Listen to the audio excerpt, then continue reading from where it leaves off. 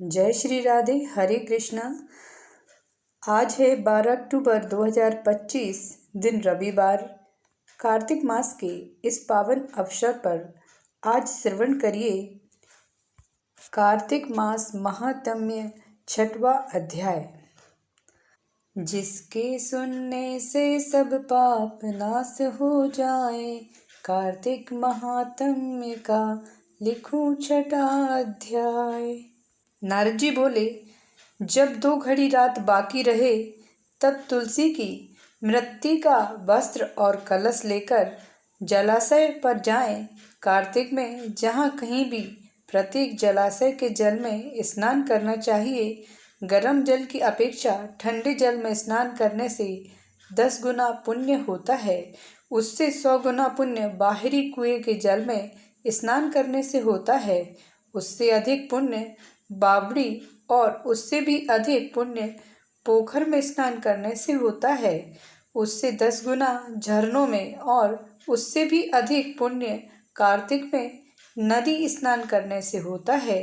उससे भी 10 गुना पुण्य वहाँ होता है जहाँ 2 नदियों का संगम हो, और यदि कहीं 3 नदियों का संगम हो तब पुण्य की कोई सीमा नहीं होती। स्नान करने से पहले भगवान का ध्यान करके स्नानार्थ संकल्प करना चाहिए। फिर तीर्थ में उपस्थित देवताओं को क्रमशः अर्घ्य आचमनी आदि देना चाहिए। अर्घ्य मंत्र इस प्रकार है। हे कमलनाथ, आपको नमस्कार है। हे जलसाई भगवान, आपको प्रणाम है। हे ऋषिकेश, आपको नमस्कार है। मेरे दिए अर्घ्य को आप ग्रहण करें।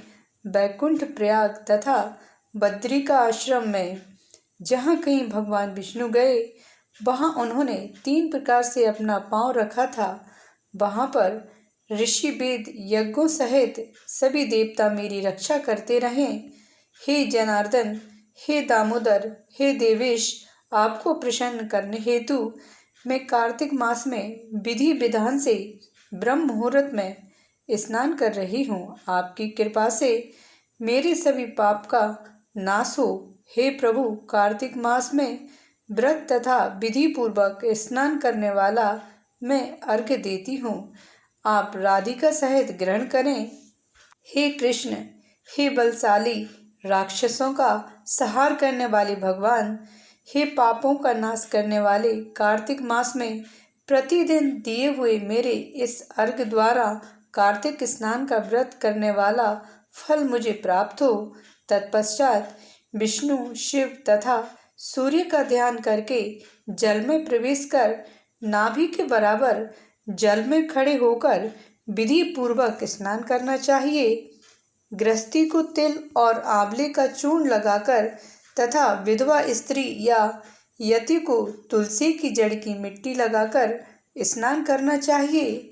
सप्तमी, अमावस्या, नवमी, त्रयोदशी, द्वितीया, दशमी आदि तिथियों को आंवला तथा तिल से स्नान करना वर्जित है। स्नान करते हुए इन शब्दों का उच्चारण करना चाहिए। जिस भक्ति भाव से भगवान ने देवताओं के कार्य के लिए 3 प्रकार का रूप धारण किया था, वही पापों का नाश करने वाले भगवान विष्णु अपनी कृपा से मुझे पवित्र बनाएं। जो मनुष्य भगवान विष्णु की आज्ञा से कार्तिक व्रत करता है उसकी इंद्र आदि सभी देवता रक्षा करते हैं, इसलिए वह मुझको पवित्र करे। बीजों, रहस्यों तथा यज्ञों सहित वेदों के मंत्र कश्यप आदि ऋषि, इंद्र आदि देवता मुझे पवित्र करें। अदिति आदि सभी नारियां, यज्ञ, सिद्ध, सर्प और समस्त औषधियों व तीनों लोकों के पहाड़ मुझे पवित्र करें। इस प्रकार कहकर स्नान करने के बाद मनुष्य को हाथ में पवित्री धारण करके देवता, ऋषि, मनुष्यों तथा पितरों का विधि पूर्वक तर्पण करना चाहिए। तर्पण करते समय तर्पण में जितने तिल रहते हैं उतने वर्ष पर्यंत व्रती के पितृगण स्वर्ग में वास करते हैं। उसके बाद व्रती को जल से निकलकर शुद्ध वस्त्र धारण करना चाहिए। सभी तीर्थों के सारे कार्यों से निवृत्त होकर पुनः भगवान विष्णु का पूजन करना चाहिए। सभी तीर्थों के सारे देवताओं का स्मरण करके भक्ति पूर्वक सावधान होकर चंदन, फूल और फलों के साथ भगवान विष्णु को फिर से अर्घ्य देना चाहिए। अर्घ्य के मंत्र का अर्थ इस प्रकार है। मैंने पवित्र कार्तिक मास में स्नान किया है। हे विष्णु, राधा के साथ आप मेरे दिए अर्घ्य को ग्रहण करें। तत्पश्चात चंदन, फूल और तांबुल आदि से वेद पाठी ब्राह्मणों का श्रद्धापूर्वक पूजन करें और बारंबार नमस्कार करें।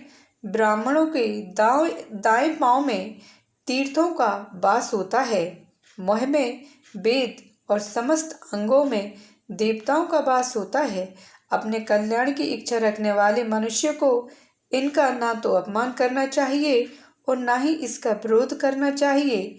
फिर एकाग्रचित होकर भगवान विष्णु की प्रिय तुलसी जी की पूजा करना चाहिए। उनकी परिक्रमा करके उनको प्रणाम करना चाहिए। हे देवी, हे तुलसी, देवताओं ने ही प्राचीन काल से तुम्हारा निर्माण किया है और ऋषियों ने तुम्हारी पूजा की है। हे विष्णु प्रिया तुलसी, आपको नमस्कार है। आप मेरे समस्त पापों को नष्ट करो। इस प्रकार जो मनुष्य भक्ति पूर्वक कार्तिक व्रत का अनुष्ठान करते हैं वे संसार के सुखों का भोग करते हुए अंत में मोक्ष को प्राप्त करते हैं। बोलिए विष्णु भगवान की जय, माता लक्ष्मी की जय, तुलसी माता की जय। अब श्रवण करिए कार्तिक स्नान की दूसरी कहानी। दो सास बहुएं थीं। कार्तिक मास आया तो सास बोली, मैं कार्तिक स्नान के लिए तीर्थ जाना चाहती हूँ। बहू बोली, मैं भी चलूँगी। सास बोली, तू अभी छोटी है, अभी मुझे जाने दे। सासू तीर्थ गई तो बहू कुम्हार के 33 कुंडे ले आई। रोज एक कुंडा भर कर रखती। उधर गंगा में सासू जी की नथ गिर गई। बहू कुंडे में नहाती हुई बोली, सासू नहाबे उड़े, मैं नहाऊं कुंडे। इतने में गंगा की धारा कुंडे में आ गई। साथ में सासू जी की नथ भी आ गई।